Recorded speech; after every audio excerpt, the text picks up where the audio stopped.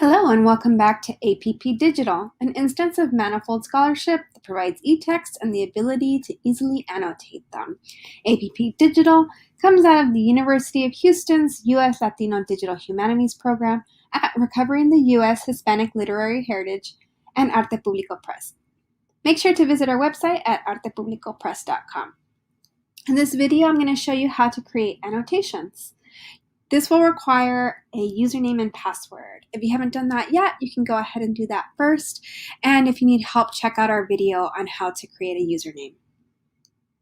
If you're doing this for a class, your teacher or professor may have provided you with a group code, and you can add that under Manage Groups by clicking on the upper right-hand corner icon, scrolling down to Manage Groups. You click on that, and then you can enter the code here where it says Join a Group. Now, you may have been assigned a specific project to work on, or maybe you're doing this on your own. Navigate to the text that you're going to read, and then you can, skip around on the table of contents or just start from the beginning. I'm going to skip to this chapter. Up on the right-hand corner, we have these different icons for annotation. If I click on the notebook, this shows me all my notes, so you can see I haven't highlighted or annotated anything yet, but they will all appear here. And then this shows me specifically my highlights or other people's, my annotation, others. So if you're working with a class, you can click on just yours and unclick others if you prefer just to see yours, or maybe you want to interact with your fellow classmates. All right, so as I'm reading, I might find something that I find particularly interesting, and I can highlight that. And then I'll get this pop-up here that says Share, Annotate, or Highlight. I also have this current group that will tell me where I'm saving these to. So if I click on that, it'll give me my public annotations. That means everybody can see them, even if they're not in your class. My private annotations, this is just for me. And then if you have a class code, make sure that you click on that so that your professor or teacher and your classmates can share that. All right, so now I'm making sure that I'm annotating to the correct group. And here, if I want to annotate, I click on Annotate, and this is where I can write a question or a comment. I can say, this reminds me